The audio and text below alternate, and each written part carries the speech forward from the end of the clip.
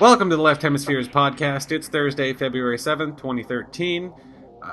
As always, if you have questions or comments, please feel free to use the show notes on the blog, or you can get us hold of us via email. We're on Twitter at Left Hemispheres, Facebook, Google+, etc. I'm Jack. With me, as always, is Steve. Hello, everyone. And Adam. Hello. And Nick has a cold, so he's not going to be joining us this week. We'll get him next time. Yep. Also, by the way, guys, if you're on iTunes, you can subscribe to us in there. And if you are subscribed, if you could, do us a favor, go ahead and rate, comment on the show, say what you think. We really appreciate it. Thanks. All right. First item of business is the swear jar tally. We are slightly down for the week. We'll start low to high as always. Adam, you had $5. Wow. 5 swears. Yeah, that's all. Not too bad. Yeah. Jack with 7. And then Nick with 31. Oh, wait, so I didn't go low to high. Myself at 15, which is a massive drop for me. Yeah, and then Nick at 31. And I really, it's unfortunate that Nick's not here because he was so pissed. Because what he did, if you listen to episode 12, he was really low for about 97% of the show. And then at the end of the show just went off and every other word was fuck. And then he closed out the show with a $10 word. Like that was the last word of the entire show. That's right. Which I don't know if, Jack, you cut it that way, but it was brilliant either way. Yeah, it was. Actually, but he was at, I don't know, like $12 or $13 or something. You know, not too bad. And then just was like bang, bang, bang, bang, bang. And then, kerploosh. I didn't even think about that at the end. It was just like the only thing that sounded remotely right going into the fading music because we didn't get a good close off last time. Mm-hmm. Yeah, so that it worked out. It was a good ending, but I'm sitting there like doing a tally, and I'm just like, he just fucked himself. So that's $58 that we'll donate to a secular charity. So we're up to with the 3 episodes that we've done the swear jar now. Right now we're at $206. So respectable number. It is, and I figured out what I think we're going to do is do this quarterly. So we'll have another couple of episodes, and then in March we'll make a donation to Foundation Beyond Belief or Doctors Without Borders or what have you, a secular charity. We'll see what's going on. Hopefully there's not anything terrible going on in the world, and then we can just donate it to, a regular charity and not like an emergency. Yeah, so maybe we'll leave the caveat that if there is some type of global emergency between now and the next quarter, right, that maybe we'll just move it on up. And then, of course, we doing the Tough Mudder. I guess we could probably I'll hyperlink to the team page for donations. We're just going to mention that every once in a while. We'll really start pushing that on people to donate later on in the year, since it's still 6 months away? 6 and change, yeah. 6 and change, so we got some time. And that is the segue into the Tough Mudder is all the funds, the profits from the Tough Mudder go towards the Wounded Warrior Project. And in the past week, the Wounded Warrior Project was embroiled in a little bit of controversy, in a little corner of the world for apparently... Fox. Yeah. Which, ironic with their U.S. military service worship. Well, charity I don't know about now, but up until last week, Wounded Warrior was a project or a charity that Sean Hannity was a fan of. Mm-hmm. So Wounded Warrior had a policy for people to participate in the donations. A lot of this is just a confusion over what their rules were, right? Like, yes. They don't co-brand fundraising events right with certain types of organizations. Basically just to stay away from political shit. Yeah. Or anything controversial. You can donate, but it's not going to be like co-headlining You don't get to do your charity in their name, kind of, or Yeah, and we're use not going their to name send in you a order banner to and have the stickers and event. shit. Yeah. Yeah. So you can't have like a political event, like a fundraising event for that, and then also say it's for Wounded Warrior. And even in the terms, it was you can't have anything sexual in nature. No strippers for Wounded No Warriors, strippers for Wounded Warriors, which is almost a shame. male or female nowadays. Hey, Yeah, right. I think it would work. it probably would.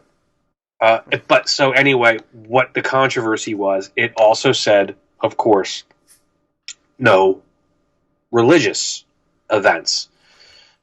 And again, it's a church can't have, or any religious organization can't have a fundraising event, with like double billing it.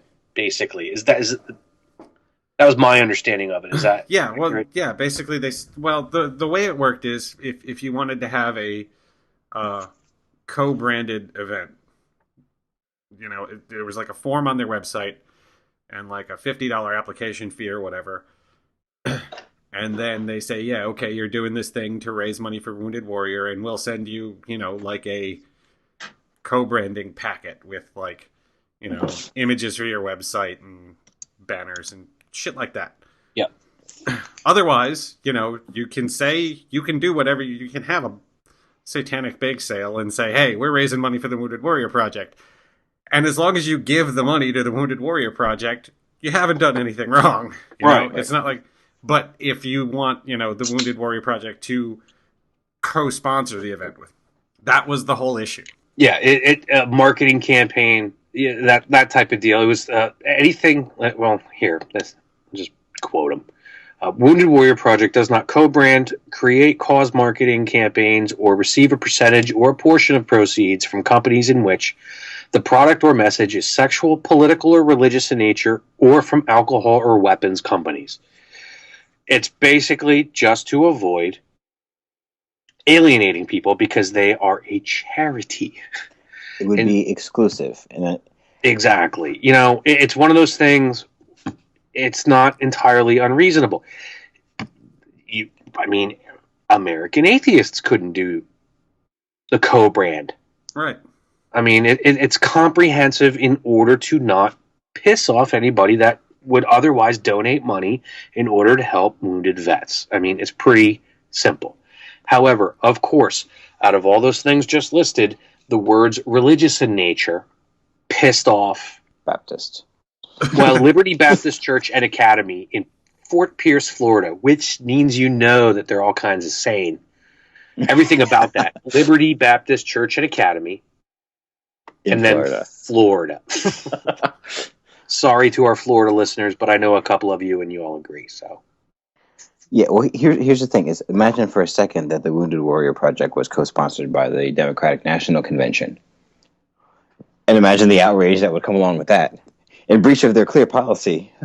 Well, yeah, that's what I'm saying. Like if American atheists or, like you said, the DNC, there would be oodles of agita on Fox News and in the conservative sphere. It's a spear for them. Yeah. In the side. So, Wounded Warrior, unfortunately, backed down. This church rose. They made a big stink about it, and basically, and this is what kills me. It's such a I'd have to look it up. Basically, that biblical principle of not doing something for your own self-glorification.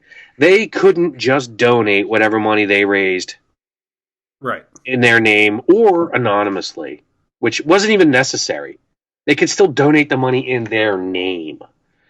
But they wanted to have the event, like, Liberty Baptist Church and Academy and Wounded Warrior Project present. The branding was more important to them than the cause. Exactly. Yeah, they want their name. They could still have their name stamped on it, but they wanted their branding. They wanted to pull people in based on the Wounded Warrior Project. They want to use that. It's using it to further their ends, not the helping vets. Because if it was just about helping vets, you just hand the money over and say, fuck it, I don't need my name on it. Right. That's really simple. This As a shouldn't matter of be fact, controversial. they could even make an entire sermon about that. About how this particular organization doesn't co-sponsor with religious organizations, but we're going to give the money anyway, anonymously, because it's the right thing to do. Well, how would they like it if a mosque, especially down in Florida where there are a bunch of lunatics, how would they like it if a neighboring mosque co-sponsored, co-branded something with Wounded Warrior Project? They would be all up in their shit. They'd lose their fucking minds. Yeah, of course they it's would. Ridiculous. It's yet again the double standard of the Christian privilege.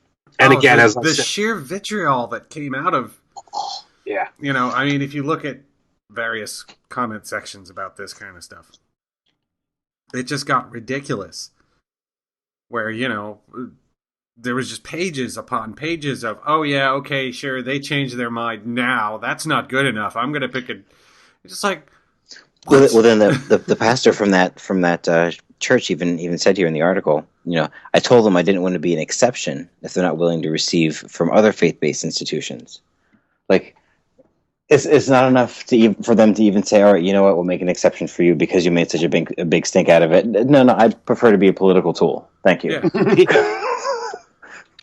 But then when we get on to the next article we have, which is kind of on the same vein from the Soda Head, is the Wounded Warrior Project anti-Christian? I love this clearly unbiased article that just goes right into why does being a Christian in this nation make you a second-class citizen? Yes, not getting first priority preferential treatment doesn't actually make you a second-class citizen. Sorry if for 15 minutes you get demoted to the level of everybody else. Yeah. But, really. And the thing that is absurd about all of it is that, because of this big stink, now these groups of Christians are going to not give money to the Wounded Warrior Project, and the only people who suffer are wounded soldiers. Warriors, yeah. Which is fucked up. Totally. But we taught them a lesson, which is more important. Right? We did this for their own good. And that the vast majority of the people who are now no longer giving money to the Wounded Warrior Project voted for the people who got us into the war in the first place. Round and round we go. Yeah, if you especially this is Wounded Warrior Project Anti-Christian. It's hosted by a website I had never heard before, Soda Head, and then it lets you vote and then comment. At least the majority of people on here, 53% said it's not anti-Christian. 31% said yes, it was. And if you read what people are writing on here, again, I generally try to stay out of comments, but I can't doing this. And it makes me weep every single time I read a comment section. It doesn't really matter what it's about. It could be about sports. It'll just degrade into people flinging poo at each other. I wonder if it really comes down to people not understanding what co-branding is. Oh, no, they don't. And it's just people thinking that the Wounded Warrior Project just no, we can't take a check that has the Liberty Baptist Church on it. I think they'll still take that check. Well, right. Well, we understand that, but I think that some of the people that are contesting this just really don't. Because they can't read. No, people don't read.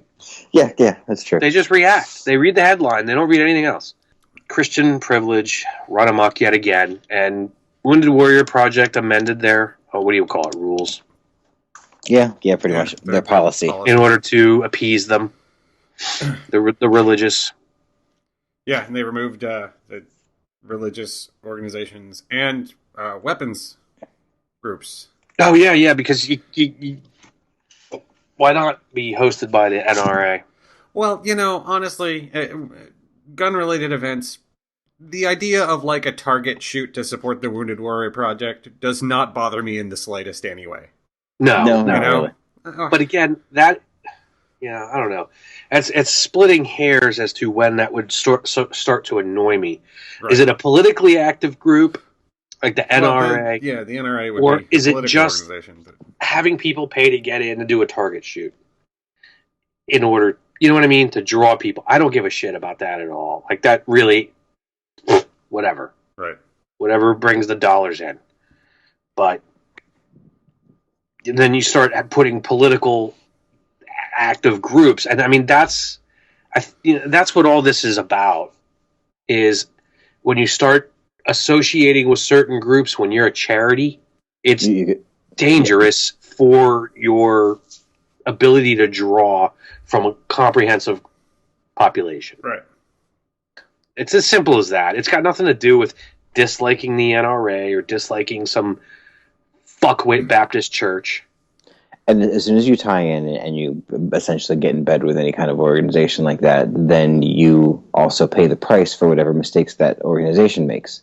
Mm-hmm. If the NRA suddenly falls out of public favor, which I don't know how ridiculous that sounds, but then all of a sudden, then you have a giant revenue drop. Yeah, or you're mixed up with them, or you're linked in some way. Well, you alienate the other side. Mm-hmm. Like it gets co-opted. It's right because they're going to use that for their own ends. It's like the Mississippi school system. Yeah. Let's move on. Yeah. So Super Bowl happened. Beyonce broke it. So I heard. Hey, I'm a football fan, and that was the worst Super Bowl I've ever. I really just couldn't even give a shit this year. Not that anybody cares. I hate both those teams, so it was sort of like, ugh. I typically will watch it for the commercials and go to the bathroom during the game, and I was even bored with the commercials, so I was disappointed. And yeah. I hate that whole mentality. I'm going to watch it for the commercial, like, and I'm just even I was. I'm being ironic, by the way, because I hated the game so much. I was like, oh, all right, and then about 30-40 minutes in, I turned to my wife and I'm like, these commercials suck. Like I can't even get any enjoyment out of that. Like they're terrible. But there was the Church of Scientology's knowledge ad. They used the term free thought, which I almost had an aneurysm. I sitting on my couch. I thought it was a commercial for atheism in the beginning. As soon as they said free thinkers, I was like, hey, wait a minute. No way. How can they afford this shit for the Super Bowl?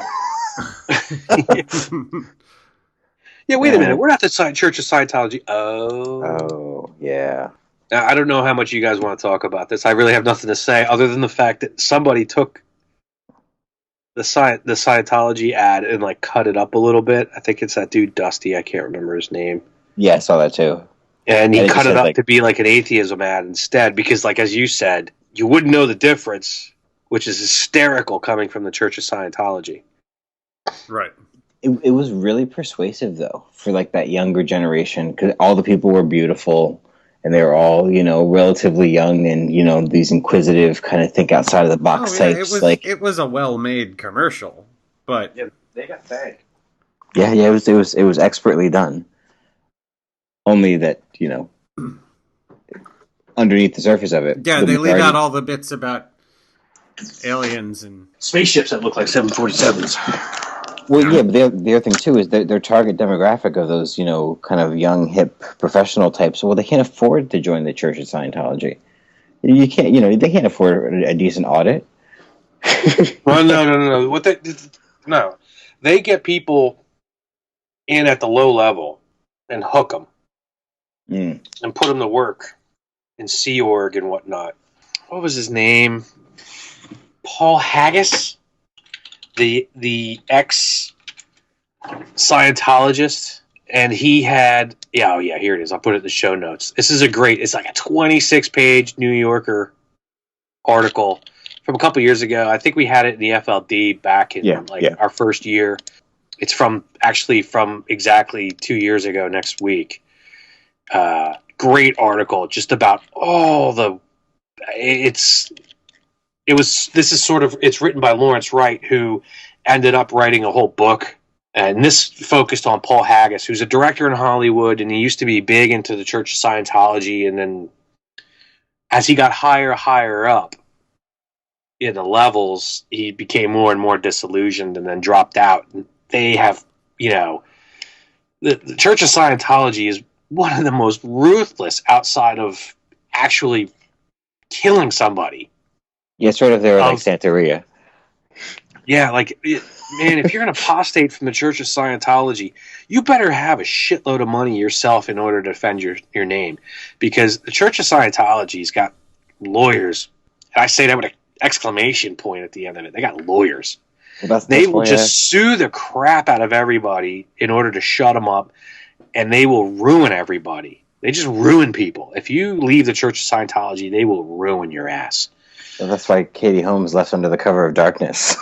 Yeah, she basically snuck out to a safe house. It's like being a battered spouse. Seriously. Escape. It's almost exactly like that. The Scientology is so clearly a Ponzi scheme. It just is. It's a scheme in order to get money.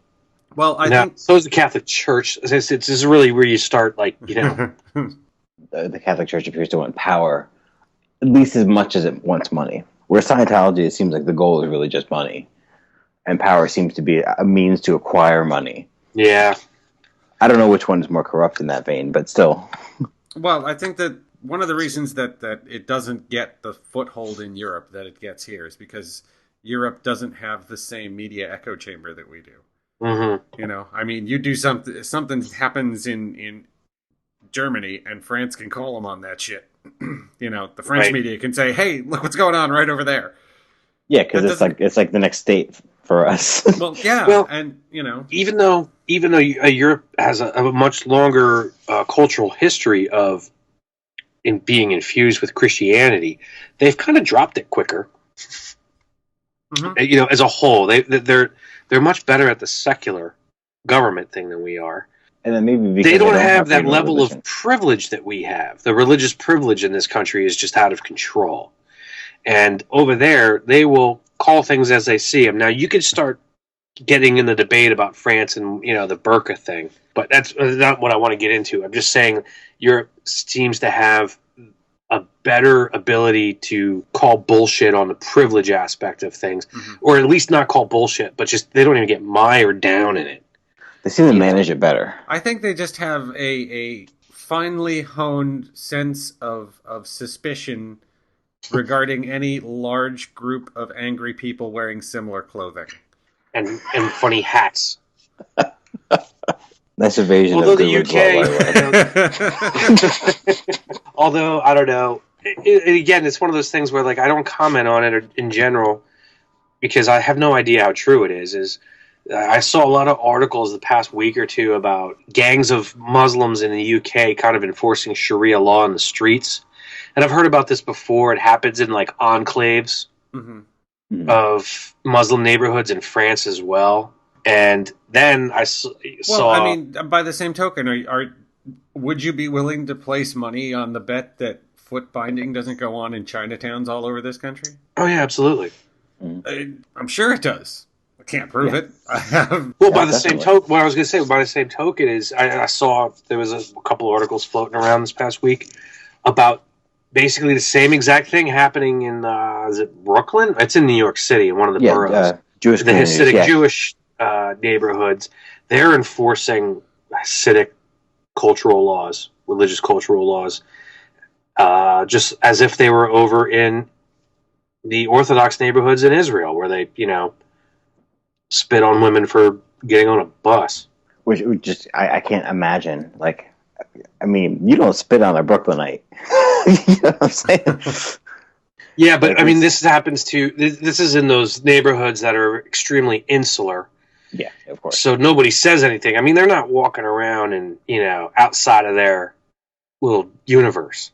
Right. You know what I mean? They're enforcing this on other Jews. Anyway, that's way off the topic. I don't know how we got to hear from the Super Bowl Church of Scientology ad. It was a long walk, but yeah. I think we made our point.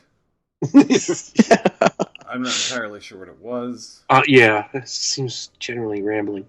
I have a note in here, and I think we'll just leave it in. I'll just read it, and then we'll walk away. because I absolutely have no idea where this came from. I just wrote it in here. The Republican Party has become the party of Dungeons and Dragons for rich white kids. I don't even know why I wrote that. I just wrote it in here. Neither I do don't. I, because as far as I know, that's what fantasy football is. Well, it's true too. I don't have anything to say about this. Well, neither do I. I don't even. I'm telling you, I wrote. I just typed that out, and I don't even know why I did. That's a good line. I mean, Yeah. it just sucks that there's no context. Kind of walked off the pier there. I think it's got something. I'll just take a shot in the dark in my own sentence, and I'm not even sure what it says. I think it's just got something to do with the fact that the GOP has just become the party of rich white people playing with a populace. Rolling the dice, seeing what happens. They have their little agenda. I don't know. I was thinking of it being more like this little secret club that most of us just don't understand. The ones that are like the ones who don't speak Dungeons and Dragons just don't get it at all. Okay, so next up, Steve, you have this all grouped under the tone argument. Yeah, which has been beat to death, but I don't know if I'm entirely sure what you mean by okay. that, Well, given okay. Well, some of the study it kind of goes into a direction. Is this the new atheists need to be less aggressive kind of thing? Yep, Right. exactly. Okay. So that's where it starts. And it starts with Chris Stedman. He was on the Malcontents Gambit podcast, who does a lot of great interviews with people, and everybody should check him out. So he did an interview with Chris Stedman, who, has been somewhat, I don't want to say demonized, but ridiculed via various blogs that call themselves freethinkers. Mm-hmm. For being an accommodationist. He seems like a really nice guy to me, and I'd probably want to hang out with him. But he does say really a lot does. of things that make me cringe, but I understand where he's coming from. He gets made fun of kind of for being an accommodationist. He's the assistant humanist chaplain at Harvard. And the whole interview, he talks about his upbringing. He was in a sort of pretty much like a non-religious household, not exactly anti-religious, just non. And then he joined a Christian church when he was, I forget what he said, like 11. 11, yeah. And then progressively got into like fundamentalism, except there was the tiny little problem that the fact that he realized he was gay. And so, of course, that created a whole shitload of cognitive dissonance for him. And he felt really crappy about himself. And luckily he got out of that. And then he got into like a more liberal church.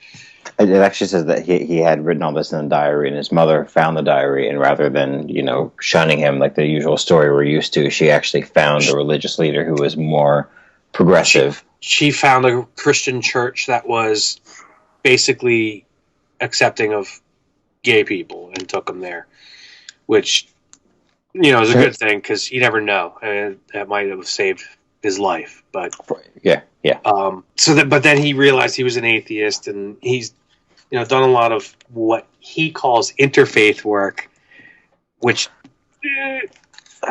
can we just call it intergroup work? Especially because there's no good name for it because there really isn't.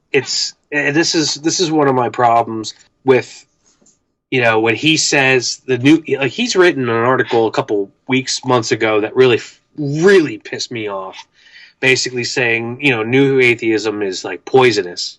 So he's not devoid of ticking me off. I'm not trying to sugarcoat anything.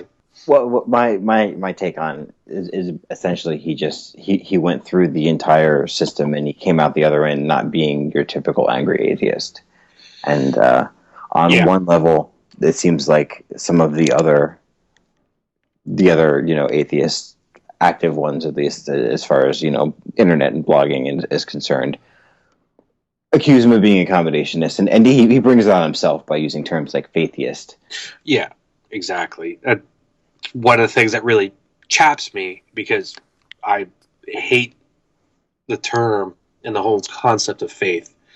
I make no bones about it. Again, one of the reasons why I can't stand the entire concept of interfaith work. I mean, I don't have a problem with I don't know, talking with and hanging out with people that are believers, on a personal basis or even on an organizational basis. But I don't calling it interfaith work. We still stand apart I think on the what was basic concept of the universe more so differently than they have. Okay, you could be in a group with Jews, Christians, Muslims, Hindus, Buddhists, Jain. You go down any other list, and the term faith applies. You go down.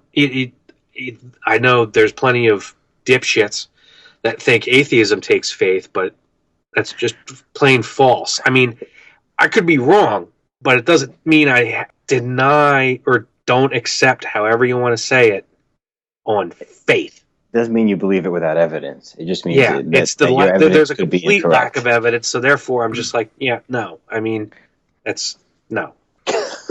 Right. I mean, it is the problem with the term interfaith is that atheist is a non-faith position, which makes it automatically the concept of interfaith seems automatically exclusionary to us. It is, But and that's my problem. Like I think what he's doing is good, but right. when he I mean, talks about it, sometimes it really just annoys the crap out of me because of the way he describes atheists. And previously he's disparaged new atheists, which is another term I really can't stand. By the way, I think it's inaccurate that yeah. new atheists was a term coined by non-atheists. I've seen several things that really that paint the picture for me, and I'll just use two. One was a cartoon stick figures. That's the first thing I think of automatically. Yeah, and one was like, God exists. Or shit, help me out, Adam. What is he? Yeah, What is? there's two people standing there, and one of them says to the other one, keep your opinions to yourself in one panel, and he's just standing there. And in the second one, the theist is saying to the atheist, keep your opinions to yourself, and the new atheist says, no. No. And it was keep your opinions about religion to yourself. Right. Um, Right. So yeah, and that's and the other the thing, difference. and the other, I always contend that atheism is very simple. It has no strings attached. It was one of the reasons why I absolutely disliked atheism plus and everything following that. But then a whole host of other things that has nothing to do with atheism plus was atheism is a very simple definition for me, and everything that follows from that is separate. So what he criticizes, what Stedman criticizes, and what other people call new atheism, to me has always been anti-theism, related to atheism in the sense of the premise. And then after that, everything else is different. And you could even technically be an anti-theist and still be a theist. Well, no, actually, yeah. You could think that religion but that's or called theism is dystheism. Oh, that's right. Or That's right, mesotheism, right. depending Yes. on the little quirks in there. Yeah, that's you believe that God exists, but you think God is evil, or right. that religion is bad. That's dystheism and mesotheism, and you have to kind of look those up. But what I think is interesting about this is, and he certainly conflates the new atheist with the anti-theist, and I think part of the issue when he talks about this, this common ground and doing these projects, so that you start with doing a collaborative project, so that you have a relationship formed before you start having the religious debate, so that you have something to build your relationship on. All of those things are well and good, but they only exist in a very small type of intellectual vacuum where people can actually have those conversations, and that the goal of the conversation is to have some type of understanding. Places like Harvard. Exactly. Yeah. You don't have an argument with someone over the existence of the higher being. Most of the time, you're not trying to come to an understanding when you're having that type of debate. Most of the time, you have both sides trying to prove their own point. And essentially, the argument doesn't ever go anywhere because they're diametrically opposed. It's right. the same. And if that pre-existing relationship and common understanding and all that was enough in a lot of cases to get past that atheist-theist divide, then you wouldn't see parents kicking their kids out of the house for being atheists. No. Well, It would actually make the need to have that conversation, that theistic conversation, it would remove that need if they could work together and be able to set aside their differences to achieve common goals and all that other happy bullshit. Yeah, then there's really Then no reason to talk about it in the first place. exactly, then we wouldn't bother.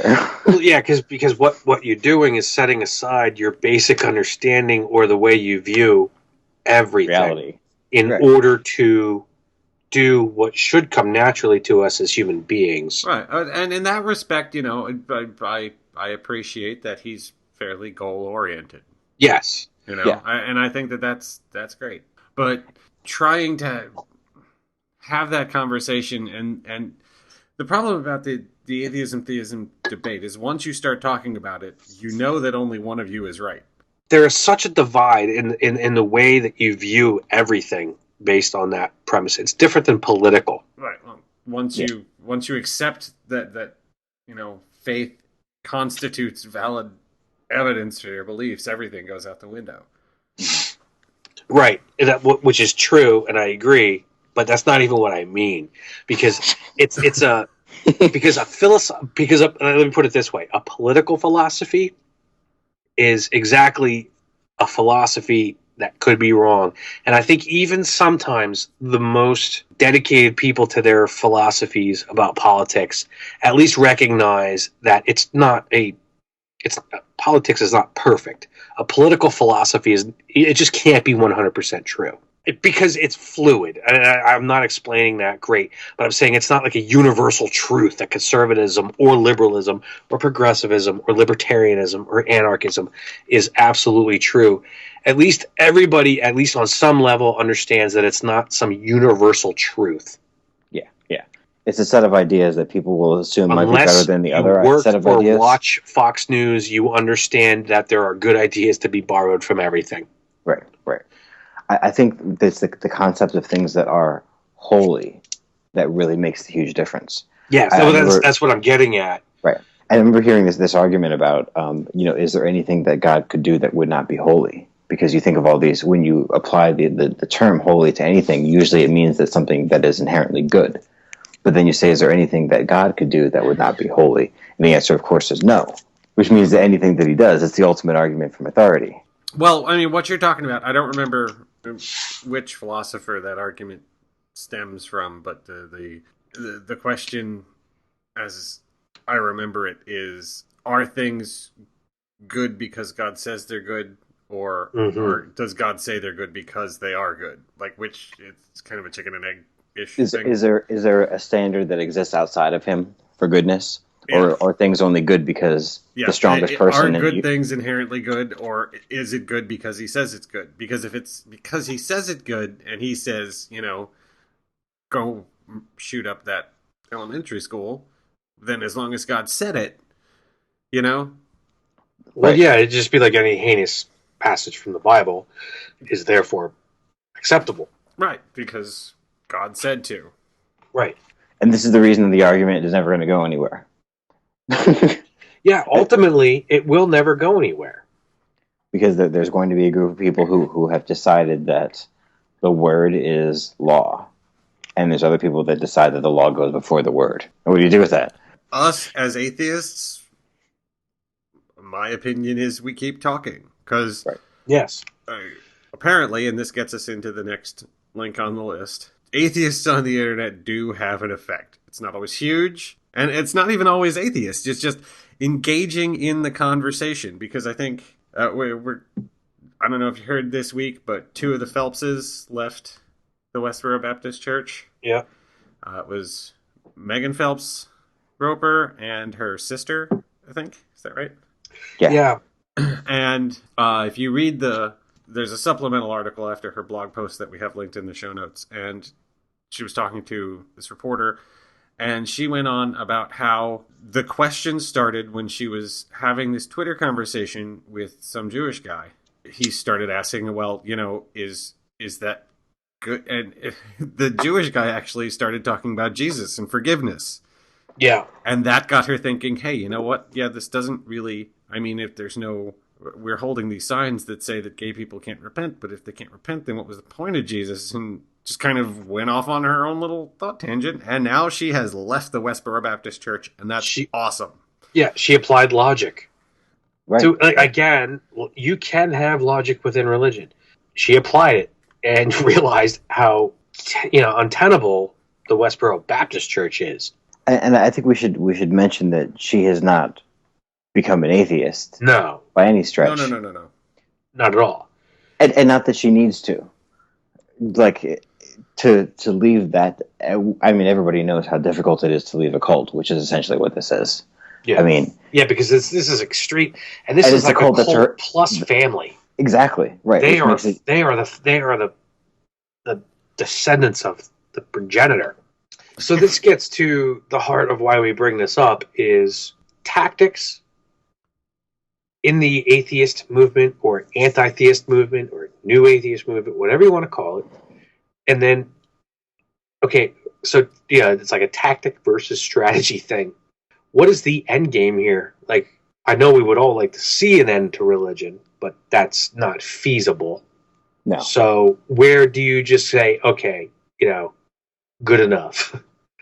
It's just getting fundamentalism out of politics, an increase in rationalism in people, which would also serve the purpose of killing fundamentalism.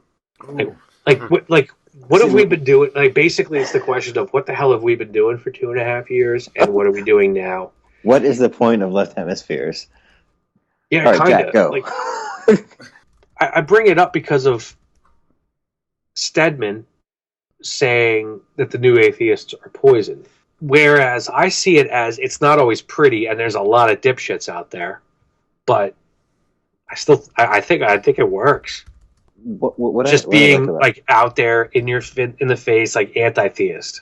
I remember a real early interview that I heard with David Silverman, and I was not a fan of David Silverman until I heard this interview, and I don't remember even where I heard it anymore. But he was basically saying that American atheists, we are the Black Panthers. He's like, and you need the Black Panthers so that people listen to Martin Luther King. Like, you need somebody to be the extreme version of it so that people can handle the moderate version of it, which is what you really want them to do.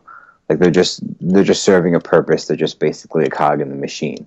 I understand that as it stands, and I can respect that position. But I personally can't take that position. I can't be that aggressive, angry atheist. One, because it's antithetical to my personality, but also just because it just takes too much goddamn energy. Well, what constitutes that? I would never really consider us. Others would. I would never really consider us that. Like, we don't go on and berate people. But it doesn't. What I'm trying to get at is it doesn't matter what you do. You'll be branded as an asshole. Right. As soon as you open your mouth. And I had this conversation recently just about criticizing people's beliefs. And when you criticize a belief, are you criticizing the person? And I say no, because there are some ideas that are just plain stupid. And it's okay to point out that stupid ideas are stupid. But you can't really do that when it comes to this particular topic, because it isn't just an idea, because it's an idea that is part of someone's identity.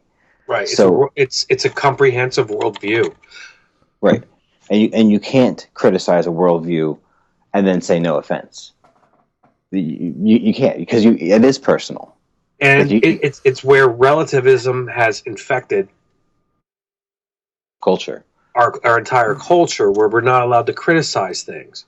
Well, that's to me, that's always been central to the atheist argument is, why is this particular thing immune to criticism? Mm-hmm. We talk about it in all other aspects, but this one thing, it's so sacred. Has to be hands-off. What I think is interesting is the people who are the most critical of political correctness tend to be these right-wing, kind of, conservative, religious right. Right. That's their.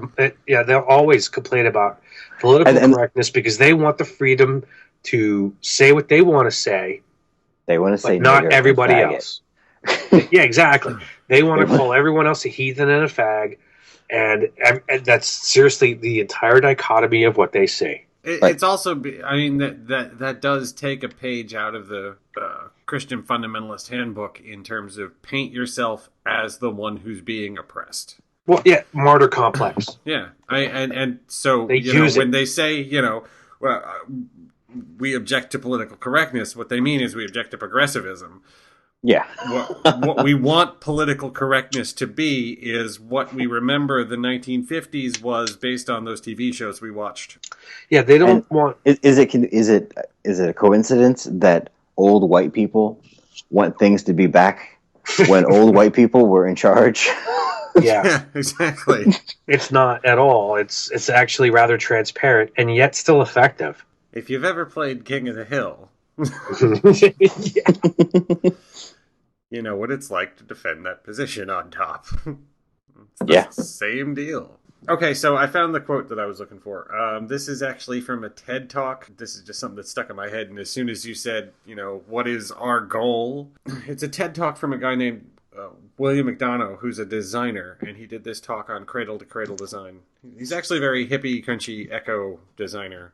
But he actually had to present like this urban planning thing at some point.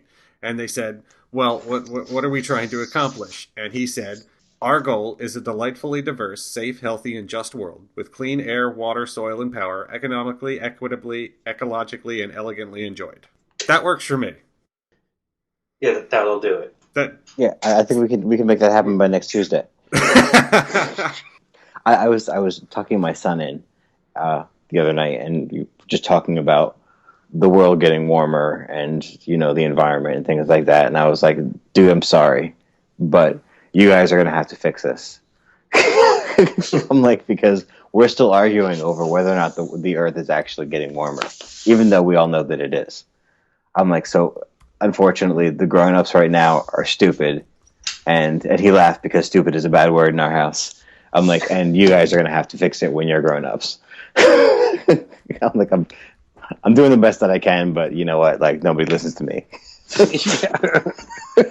There's going to be a time when I firmly believe that fundamentalism, well, because any kind of fundamentalism is any kind of dogmatic ideology is dangerous.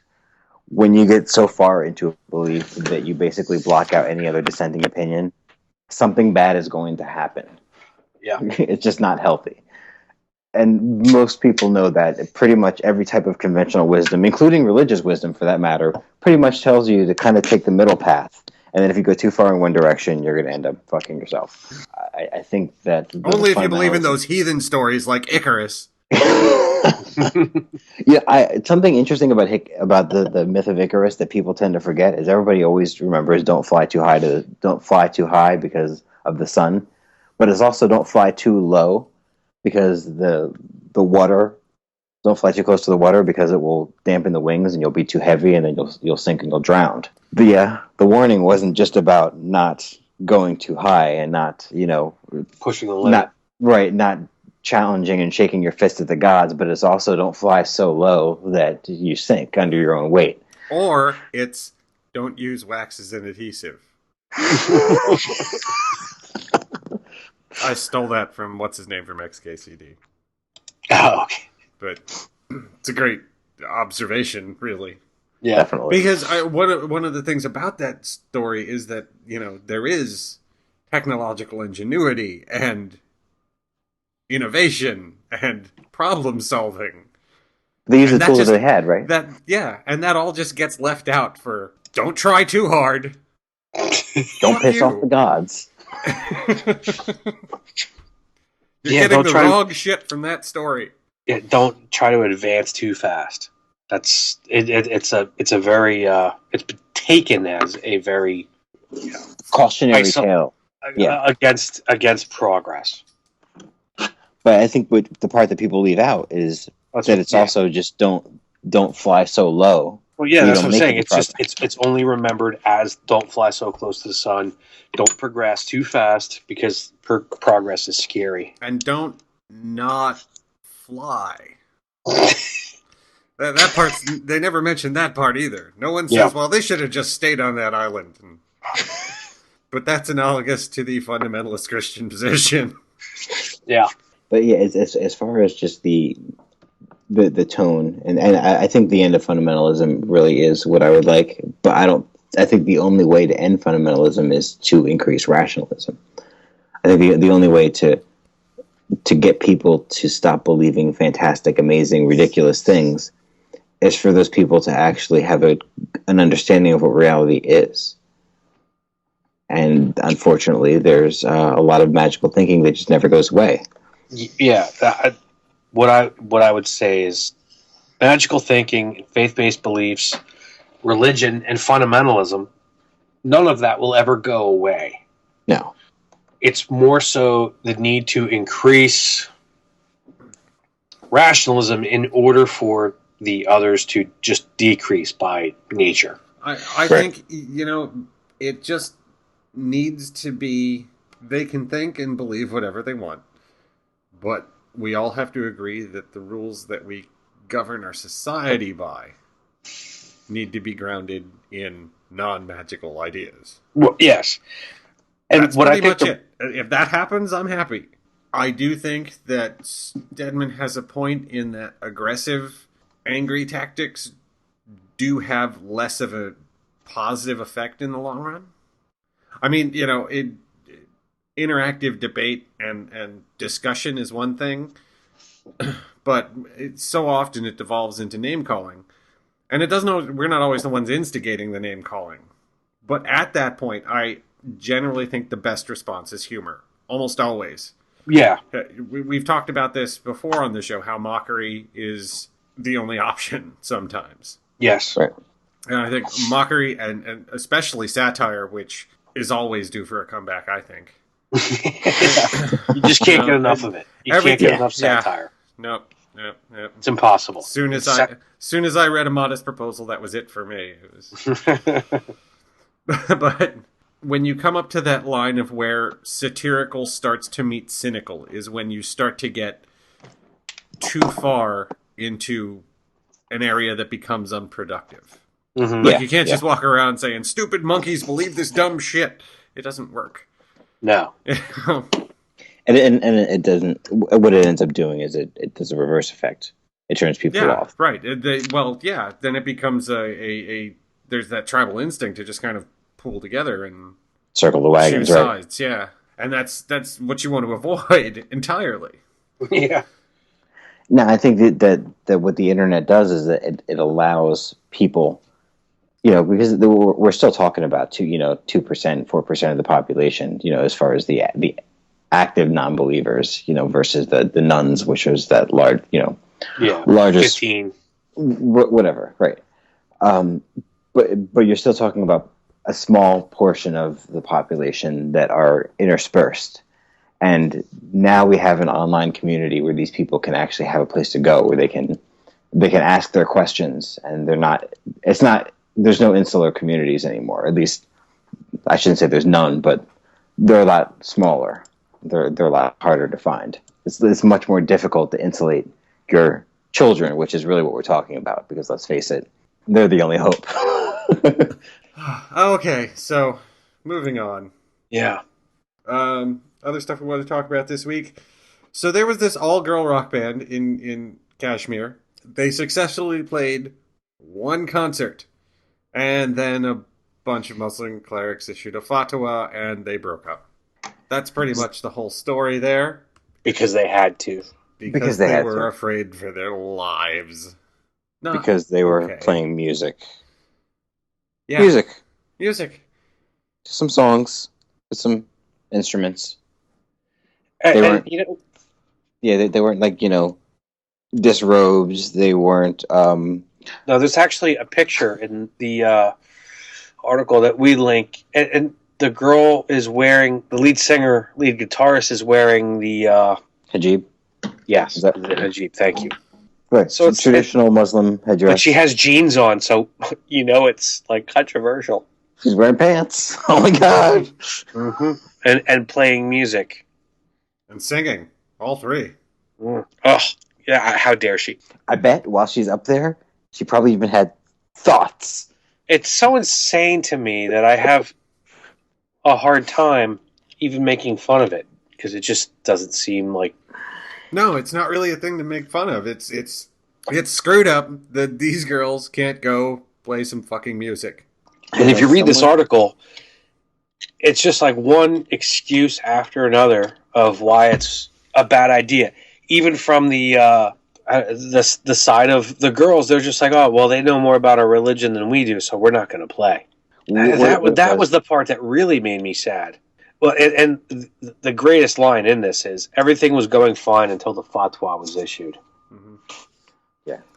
That might be the sentence to kind of rule them all for the last 2 millennia. It's not even just the Islamic fatwa, it just the entire concept. Everything was going fine until somebody's religious bullshit got in the way. Yeah. Everything was fine until someone decided that we should die. Is really what it comes down to. Or be sinners, or be bad, or just... It's also obviously negative. Humans are bad. Mm-hmm. Especially the female ones. Mm-hmm. They're more bad. I don't even think there's really anything else to say about it other than just this is the world that they want. And until it looks exactly like how they want it, they're always going to be angry and pissed off. Yeah. Right. That's why you can't give an inch. Yeah. When it comes to theocracy. And they're going to live short, angry lives. And they're going to have kids that are going to live short, angry lives. And it's just going to keep going on and on and on until it burns out or until they win. But this whole Kashmir women's band thing does lead into this other Christian article we have here. I'm going to go a little out of order because they're related, I think. This creation, liberty, evangelism, can women teach in the church article? Yeah. Which is just... This is the most recent thing that came up from this guy, and it's just as inane and fucking batshit crazy as the last thing, is can women teach in church? And it's just a series of kind of small circular arguments with a lot of scripture in there that really just comes down to authority. Strict adherence to an irrational dogma. Right. And that basically that the greatest example that he gives, and I should have come through and highlighted this, but it's basically that a man doesn't have any authority over a woman if he happens to be speeding and a woman police officer pulls him over and gives him a ticket. He doesn't have any authority to tear up the ticket in that scenario, because in that scenario, the woman has the authority as the police officer and the man as a civilian. But in God's view, in the biblical sense, the man always has the authority over the woman. Well, presumably, he just even hasn't thought that argument through far enough. No. Well, yeah. Because regardless of whether the cop is male or female, the cop only has the authority because of the state. The state's run by a bunch of old white males, which probably makes him perfectly happy. Is this like a render on a Caesar thing that we're going with here? Yeah. Right. So really, and just it just keeps going. It goes so far off the rails. The part that floors me about this is that, I mean, he actually he outright says, basically, are there some women who could probably teach scripture better than men? Sure. But they're not allowed to because God said so. And he actually goes all the way back to, for Adam was first formed, then Eve. Like, this is really where it all boils down to Genesis. It still boils down to Eve ate that apple, that dumb bitch. And that's his argument. It's all her fault. All of it. Pandora opened the box. I kept thinking as I'm reading this, just stop talking. Like, oh my God, stop talking. It's terrible. It's just like he says like 1 to 2 sentences and then quotes scripture, and then says 1 to 2 sentences and then quotes scripture, and it's just like one curlicue circular thing after another, like all the way down the page. You can just sit here and draw a circle with your mouse, and then click on something randomly, and you'll hit a fucking Bible verse. He never says anything. He really doesn't. It's kind of amazing. He just provides examples of how outdated that text is. Like, it's just one example after another about... Yeah, it's kind of amazing. See, this is when I get scared. Like reading this, like, fuck, he believes this. Yeah, he does. This is what, and he enjoys the concept of debating the atheists. And what's even funnier is that he keeps making all these comments. It's these chiding comments about, oh, I keep inviting atheists onto the show, but they don't want to debate me. Yeah, none of us want to talk to you. You're an asshole. Yeah, it's because I don't want to go down that fucking rabbit hole. well, what's the point? As we were saying before, the point is to, get that viewpoint out. It's not about debating him. It's about getting ideas out to his listeners and maybe changing a couple minds or getting them to think in a little different way. Or it's the Jewish guy who was tweeting with Megan Phelps Roper. Yes. Yeah. So that's kind of why religion hates women this week. Those last two. These next two are why religion hates gays, and then finally a good story. Oh wait, yeah, okay, that's right. There's a happy one in there. I forgot about that. So this next one doesn't come as any big surprise to anybody. Rick Perry says that hopes that Boy Scouts won't cave to the aggressive, almost cruel intolerance of the left, trying to force them to let gay people into the organization, which is ridiculous. I heard a radio bit about this, and they had a random quote from like a man on the street kind of guy, and he was saying, look, we respect your beliefs to disagree with us, but respect our beliefs to keep our institution the way we want it. And I'm just like, but just because you believe that doesn't mean your institution can't change. You grasp that, right? No, they don't. No, really. Everything stays the same always forever. Why are humans so terrified of things that change? I do not understand this. Like, I should. I'm kind of educated in things like this, but yeah. No, I would say the same thing. Like, I just don't know. Like, we're just a bunch of scared monkeys. I think you'll notice. I think you'll notice the only. I know we're not monkeys. We act dumber than apes half the time. The only people who are ever scared of things changing are the people who would end up worse off. Right? I mean, that's the essential privilege argument. I know, but right. It's the people who have to give something up for it to change. Right. I mean, you don't hear gay people saying, "No, don't let gay people in Boy Scouts. I don't want to be a part of that stupid. I hate camping." You don't hear that very much.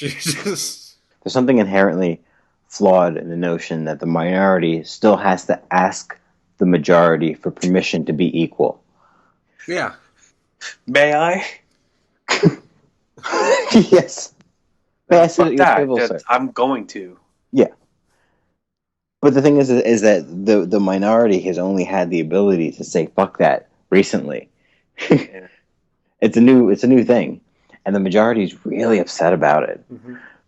But I shouldn't say that because I don't think that's necessarily true either. Because if that were true, then white people across the board would all want things to go back to the 50s. But the truth is that the majority of white people don't want things to go back to the 50s, where old white men ruled and nobody else really had a say in anything. It's also important to note that the majority of white people are women. That's a good point. That is a good point. But the thing is that the majority of at least with America, and I don't want this isn't really a global argument, but the majority of Americans don't want to go back there because they recognize that, and this is part of the "I Have a Dream" speech, that the freedom for some of us is the freedom for all of us. Like, most rational people recognize that it's not worth owning at the expense of someone else. Mm-hmm. And that's why it's a podcast with three white guys and one black dude, because that's that's where we are now. But you just have a few of these people that just can't get past this romantic version of society that never really existed. And they want it back so badly without recognizing that it was never that way in the first place. They never really had it. Right. And any semblance that they had of it came at a horrible price. Right. What they tried to institute is disgusting. And really, what it comes down to is especially with gay people, and I think what stands out the most about gay people is that, as opposed to something like racism, is that it is something that can be hidden. These people have always been part of your organizations. Gay people have always been in the Boy Scouts. Gay people have always been in the military. As long as And there in have your been church. armies, and in your church, yes. That has never, ever changed. The only difference is now they can actually talk about it. Mm-hmm. Or now they want to talk about it. Now they're actually willing. Now society can handle it. So they're starting to test the boundaries and say, you know what? By the way, we exist. So what these people are fighting against is literally reality. Yeah.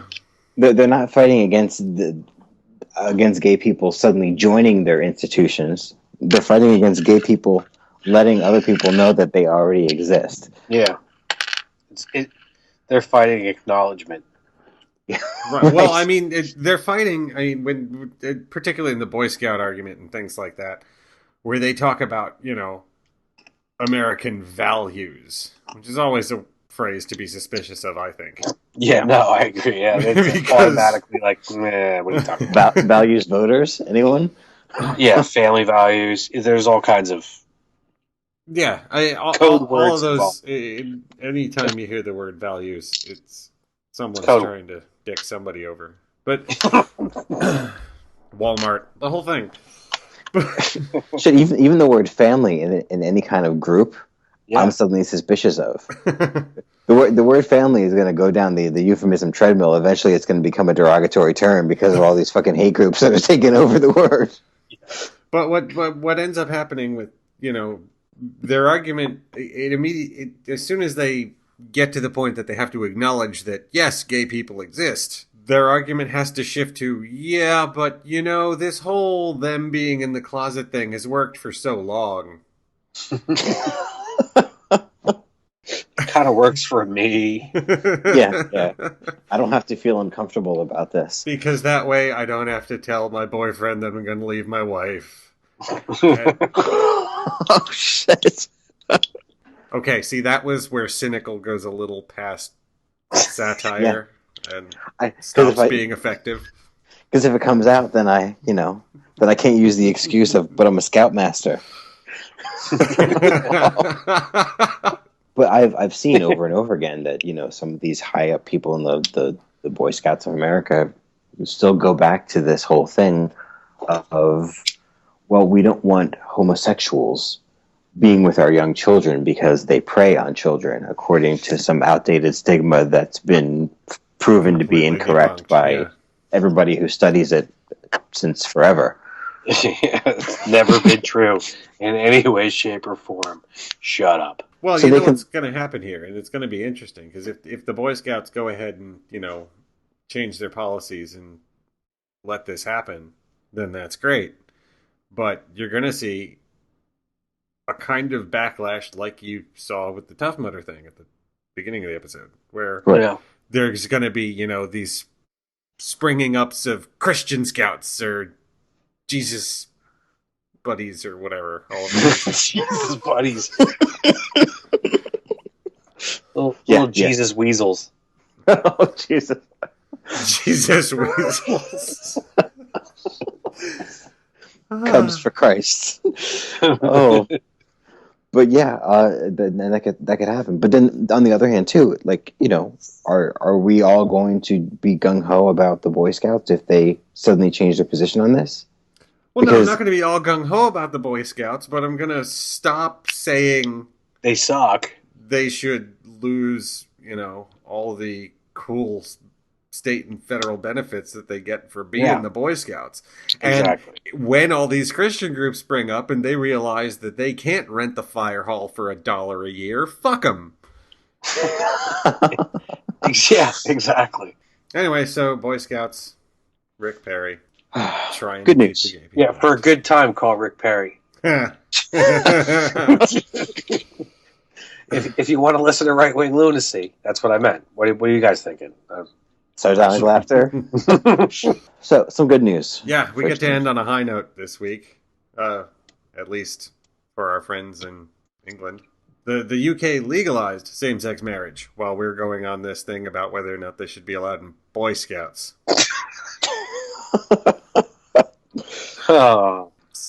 Oh shit, guys! I'm on the internet now, and apparently the UK is in ruins. The hand of God came down and just crushed Parliament. Fuck! It just happened just now.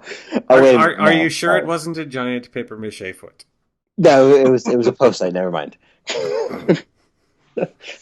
Yeah, apparently the earth has not cracked open. The heavens have not screamed in protest, and it's just like every other place that has. It's legalized. weird how And God's wrath never ever materializes. for that matter, the Queen did not even get the vapors.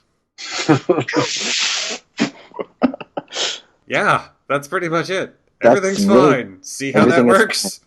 And everything is pretty much back to normal. And just to add to some of the fears that Americans have about things like this, is written into it is that no church is forced to perform any of these ceremonies if they don't wish to participate in them, because that's exactly how we would do it here. No one's ever going to force you to do something that's against your faith and impinge on your religious freedom. The most thing that actually the most go ahead. just the most that we might do might possibly be to impinge on your religious preference. What I was going to say was that even though, I mean, England has a state religion, the Church of England. Yes. The Church of England is not obligated to perform these ceremonies. They're actually not able, right? Isn't there like a... Well, but, based on their own rules. Yeah, But- right. Yeah, so, I mean, there's a theocratic component that is completely separate from the secular marriage law, which is awesome. They figured it out, and they have a state church. They have a theocracy, and they We don't even made it have work. that. We can't make it. What the fuck? Well, everybody, thanks for listening. Hope you had a good time. I know we did. As always, questions, comments, go to the show notes on the blog. You can leave them there. Please do. If you're subscribed to the podcast through iTunes, please go ahead and rate us. And if you have any questions, comments, or anything else that you don't want to be out there, you can always email us at lefthemispheres@gmail.com. You can find us on Facebook, Google+, Twitter @lefthemispheres. Thanks for listening, everybody. Have a good night See or ya. day.